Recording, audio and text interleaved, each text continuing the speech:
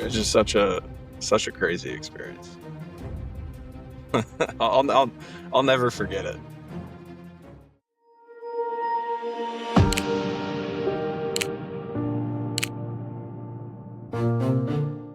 Ladies and gentlemen, we're in the middle of part 3. Video inspection dude, Josh Arnold, who I've talked about, who, if you haven't watched the previous 2 parts to this, or his one-to-one interview that we did a while back, go watch those and then come back to this video. But we're talking about how someone who's been doing video for 3+ years as a technician in a very large, very busy shop, what they're doing pre, mid, and post repair. Obviously, every single time the vehicle comes in the bay, it's getting a pre-video. It's getting an inspection video. Almost all of the repaired vehicles of some description is getting a post-repair video for the last probably 3 to 6 months. It's been growing to the quantity and volume of them. And now he's added mid-roll to it, where if the repair is large, he's giving the customer an update with video. He now has a very, very important story to tell that I want you guys to hear. It may never happen to you, but this story is why we both do the video in the volume that we do the video. So Josh, please, please tell him this most epic of stories. Yeah, it was not planned. It literally, per chance that it happens right before we finish it, and what a way to end and what a way to start this one off. I would just say, you've just finished servicing a customer's vehicle, as we all do, 5-6 cars a day on average, right? And I did a post-repair video on this, basically telling the customer, hey, your vehicle's ready, right? We're shipping it to you ASAP. We do a test drive. I had already done 2 test drives at that point on this vehicle, and we're doing a final test drive just to make sure that their state inspection emissions license is good. We do that final test drive, and boom, the engine failed. And I mean failure like I have not seen before. Just completely decimated. 2 holes. You can see through the entire thing. It's the absolute worst case scenario that you could have in service. So some time goes by.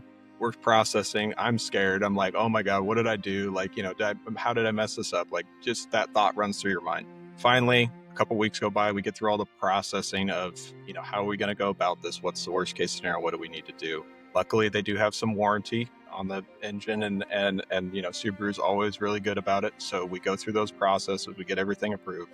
I tear down the engine, we order the parts, and we confirm that it wasn't anything related to me. But from the customer standpoint, does that really matter? Let's be honest. No, goes into a shop. It really doesn't matter. It's come into the shop and somebody else was driving it and the engine grenaded.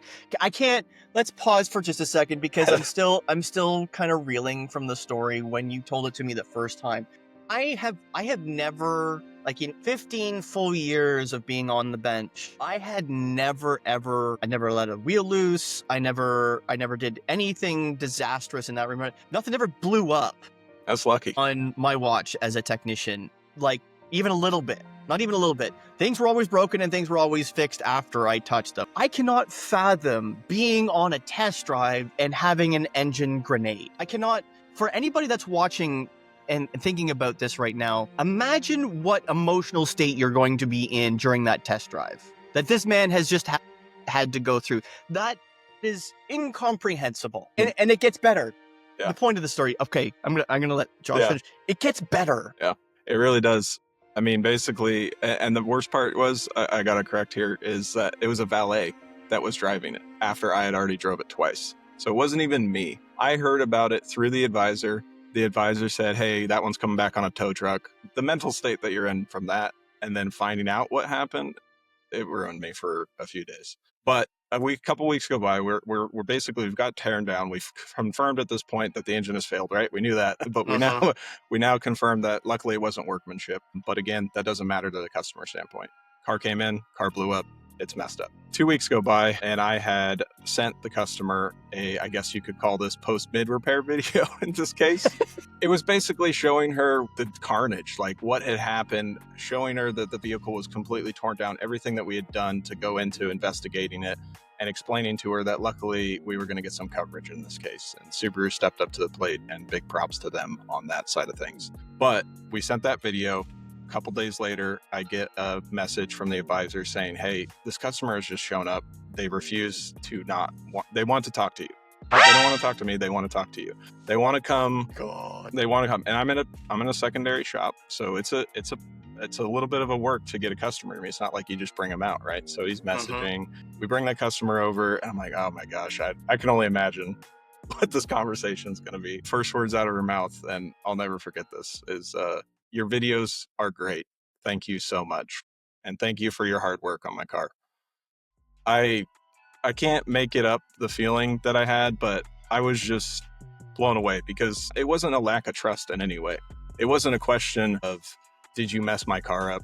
It was full trust, and all she wanted to do was say thank you, come over, tell me a little bit of story about her car, and just meet with me in person and talk.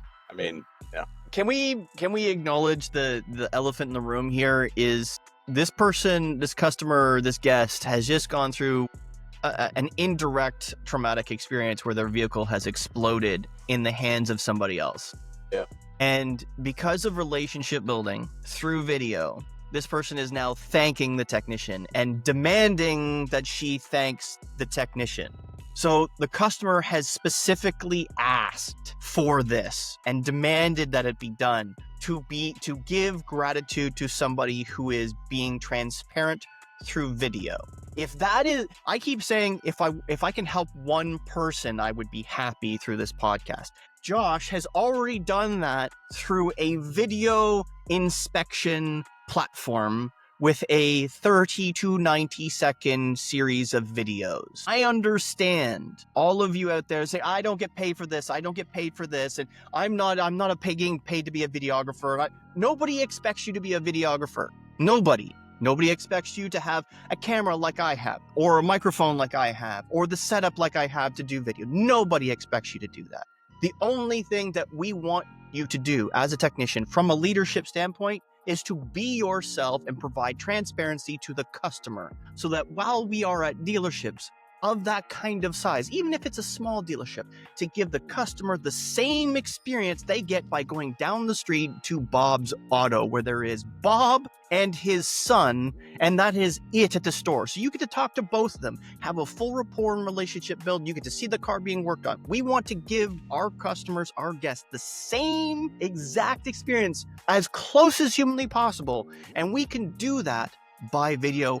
And Josh, on top of everything, has just proved what it can do if done even reasonably well, because Josh will admit that he is not perfect at it. The only difference between Josh and most of you is he's done it somewhere in the neighborhood of 4,000 times in the last 3 years. Yep. So that is how we know we practice. Right? The phrase is, I do not fear a man who trains 10,000 kicks. I fear the man who's trained one kick 10,000 times. It was a powerful moment.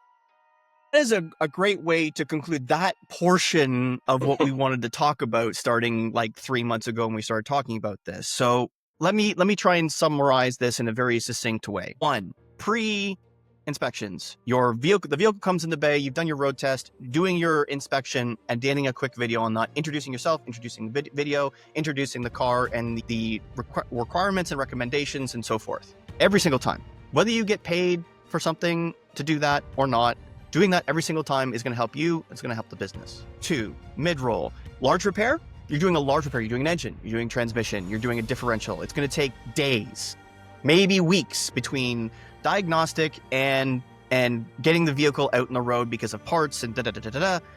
Mid-roll, hey, the vehicle's now back in the bay. Thank you very much for your business. We appreciate you agreeing to do the repair here. It is a substantial repair. We really appreciate you. This is where we are in the repair. Again, we really appreciate your patience. Thank you very much. We will reach out to you when it's done. Post-repair video. Hey, we've finished the repair. These are the repairs that we've done. We've been on a road test. Everything is safe and good for you to pick up your vehicle. Your service advisor will reach out to you to make that coordination occur. Yeah, there it is. 3 videos. Okay, so think about those things. So that's a basic summary. So what we want to go into now, ladies and gentlemen, is we want to get into Josh, who's put his money where his mouth is and wanted to know what it's actually like in the service drive. Because we talk about these videos and we've had comments from technicians and leaders saying, Sometimes the advisors don't send the video. Sometimes the advisors don't care. Sometimes the advisors don't do this. Sometimes the advisors are making more than technicians, and the advisors are doing all this. So Josh was in that headspace, not in a negative way, just I want to understand what they go through. So you've now done a couple of shadows. Yeah, what, 2, 3, 4? No, just one shadow, but I've done NCM training on an advisor and then been involved more in the advisor process. I would say it was a step in the right direction. Please do not think I have been an advisor for many years. I will never claim that, but I did want to understand, and I wanted to take some things that they do and apply it into my videos. So the whole thing that I wanted to get from this is I want to take that step in between. I do think videos provide a tool to the advisors, but I do see long-term maybe an opportunity for a technician to step into more of a hybrid role. And so for me, I have to, when you say something like that, you can't just say, that's it, it's done. It's got to be is this a reality? Is there somewhere that we can do it and start taking steps in that direction? And that doesn't come with, I demand pay first and action later. You have to take the action first and then the pay follows. And that's the same way I feel about the videos, 100%. And I think this is something that we need to provide a little bit more context to. So you said it in the last episode, said it again here. You got to basically do the action first and then you get paid, right? So I want some folks to understand that we aren't asking you or suggesting that you do work for free. However, at the same time, out in the world, if you're talking about doing something that's never been done, we're going to talk about business for a second. If you're talking about something that's never been done, one of the first things you have to do is proof of concept. Josh is really innovating, but having to do the work and then saying, hey, I'm doing the work and this is what's happening. What can I do with that, right? If you're doing that in a store and I'm not making as much money as them, or I'm not making as much money as them, or I want to make more money, or whatever. I keep saying it. You need to either get your training up in your brand, technical training, or you need to learn new skills so that you can bring them in and use them and go, okay, my efficiency just doubled. If you get a new skill and you on your own accord, and you paid for it or not, whatever, you get a new skill and you double your efficiency and you're in flat rate, you're going to have people who say, well, you're flat rate, you double your efficiency, you're just making more money that way. Yes, I understand that. But because I've doubled my efficiency, there is a level there where you're making a stupendously stupid amount more money because I'm doubling my efficiency. I'd like a little bit more piece of that. Yeah. I think the biggest thing is the way we're paid. It keeps us locked in to basically, I get paid for everything I do.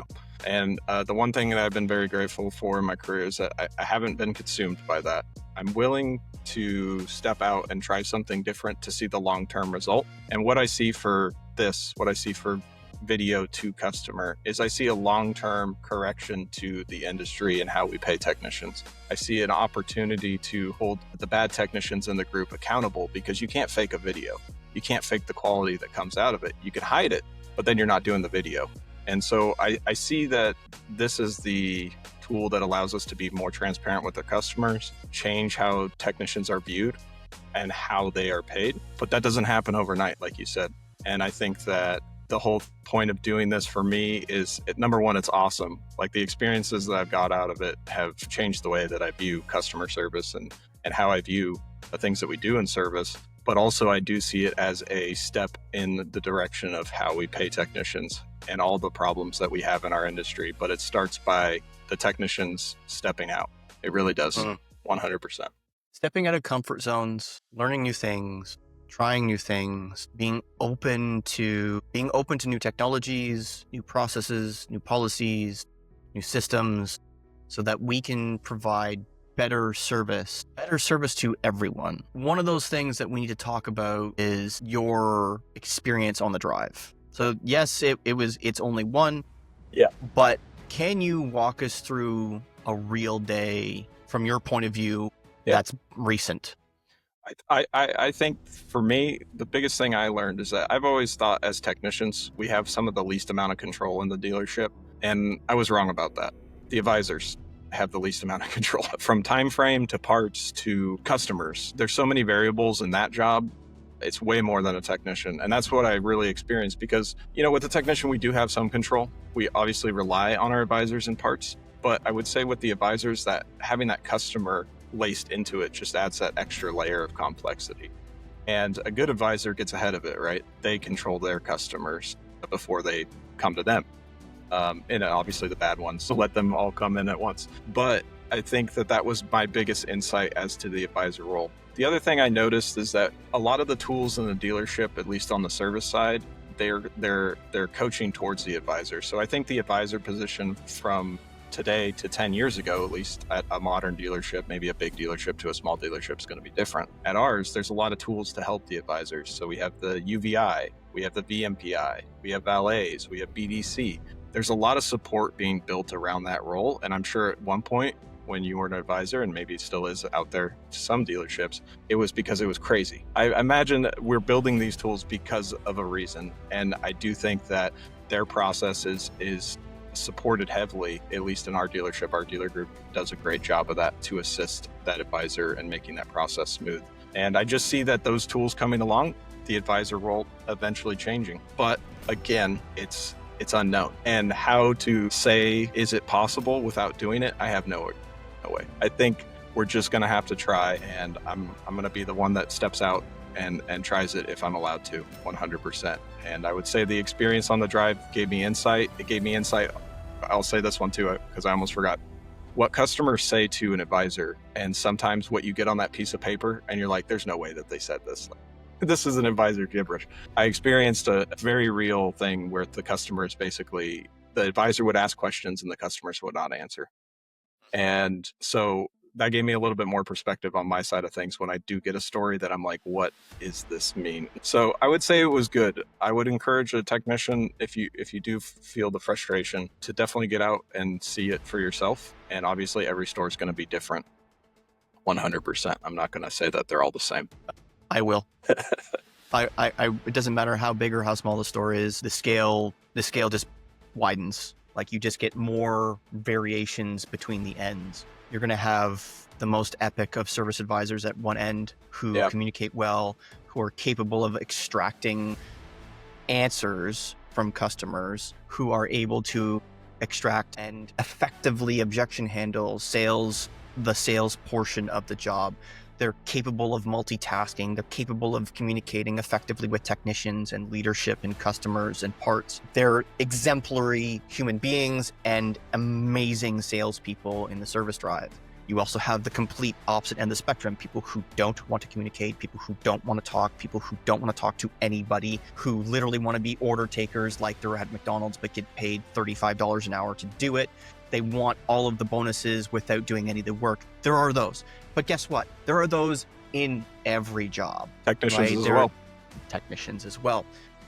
One of the things that we can do as technicians to encourage the high-value service advisor is to provide them with as much knowledge as possible for them to do the most effective job for us possible. The more technically savvy they are, they don't necessarily have to have all of our knowledge, because that's never going to happen. Because the OTJ time on that is just not available to them.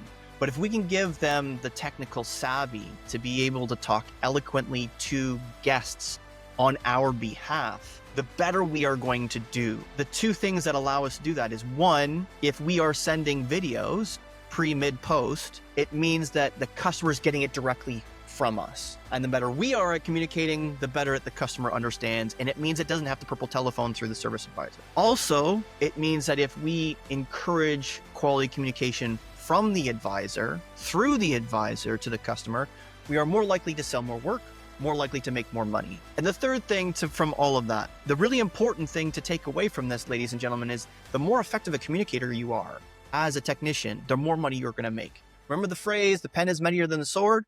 Well, guess what? Your mouth is now the pen.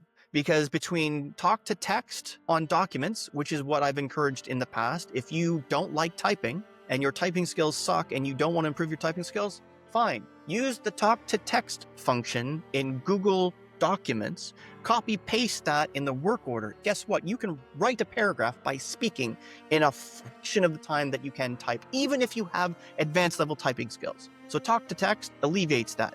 So your ability to enunciate and communicate so that the talk to text goes effectively, even better. So you're going to make more money. Imagine, so let's back the truck up here. I'm going down a rabbit hole. I apologize for a second. Think about this for a second. Pencil wrench allows most technicians to type somewhere in the neighborhood of like 100 to 200 words a minute because of the way it's set up.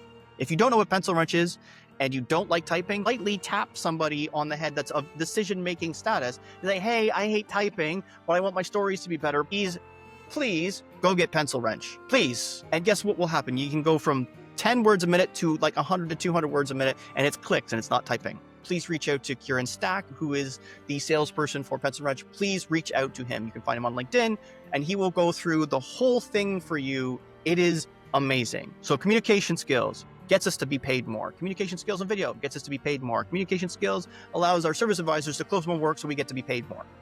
You want to talk about pay? These are the things that you talk about getting paid more that isn't actually asking for more money.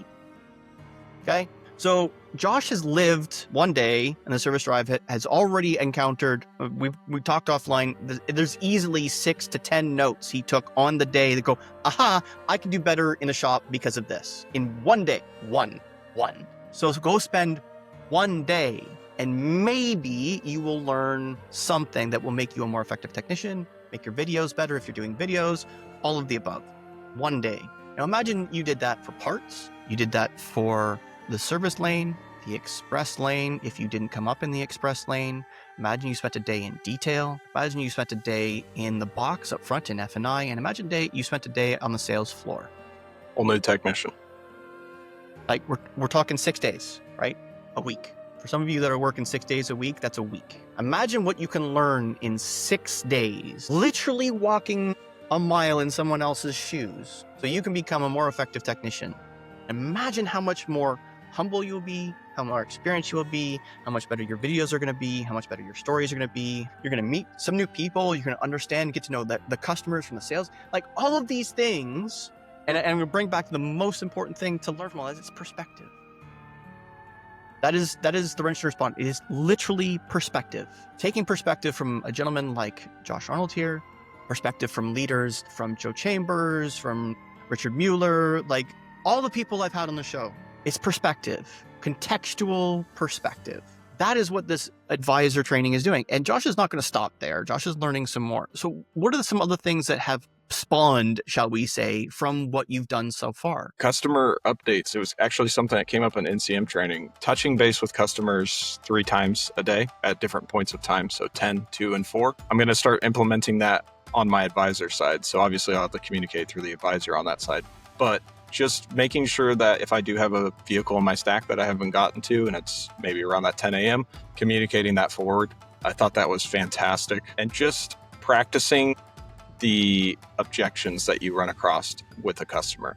I can't do that now because of time. I can't do that now because of cost. I can't do that now. Whatever the reason that they're going to come up with. We practiced it in the training that I did, and I found that to be huge because I can maybe leverage that into my videos more. Obviously, I don't know what they're going to say once they see the video, but I can prepare using different words or at least play around with it and see how the effect that it has on the customer standpoint side of things. So again, just learning how to speak and better support to lead to most likely a better sale. Excellent. It's comes down to one of the things that like Barrage says on a regular basis. Customers object only to 3 things: time, price, or trust. Now, as technicians, we have no say in the price, and we also don't really have a say in time. We can talk a little bit about time and effectiveness and productivity and things of that nature, but we don't really want to say, oh, it'll be done at 4 o'clock today.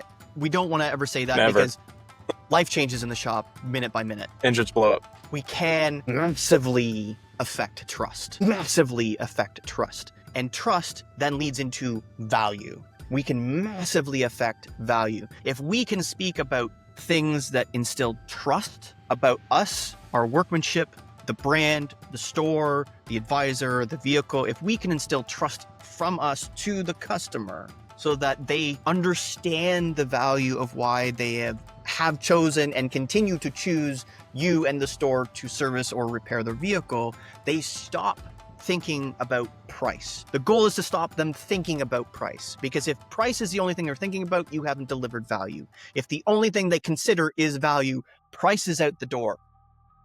Completely, obviously, there's always we have budgets, right? We aren't made of money, because if people were made of money, these are moot. But if the prices were the same, and this is where we're talking about, and again, this is where Josh gets into it. When price is the same between store to store to store to store to store, whether independent or dealer aside, if the price is the same, the only thing left to compare is experience and value. So we have to portray and exemplify the trust and value that our stores and our workmanship provides. That is only going to be capable through video, especially in a store of the size like Josh is in. And even stores with only 8 to 10 technicians. Customers aren't going back in the shop anymore in a dealership. Even in a small dealership, they're not going back. So the only way we have to communicate that trust and value is through video. So great learning opportunities there, great tidbits in there. I hope all of you have gotten and gleaned several things from Josh's experience.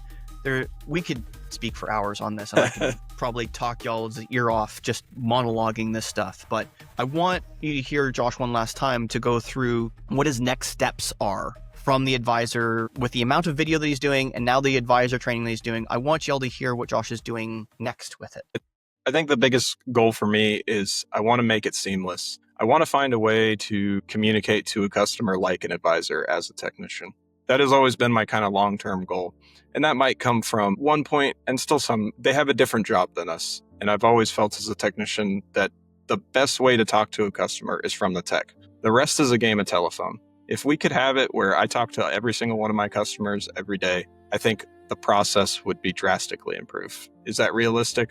Probably not. What I truly see for this process is creating something seamless, bringing the higher value to the technicians in dealerships. And like I said, fixing a lot of the issues that we see in automotive repair. It's all starting here. At least that's what I see and what I experience. I mean, for having this customer do that, it's forever going to change me. And it made me reassured that I was doing the right thing, because the power of that video was basically having the absolute worst case scenario of a customer vehicle repair. And that customer said, thank you. I don't know what else sells it. I think on that bombshell, that's a great way to end the show, because there's no way better to sell that than have the worst case scenario occur and have the best case scenario come out of it. So it's just awesome. So folks, if you haven't watched part 1 and part 2, please go back and watch part 1 and part 2. We go into more detail. Please subscribe, like, follow, share the show as much as humanly possible. Send it to a technician who needs to hear this. Send it to a service manager who needs encouragement to get video in your shop.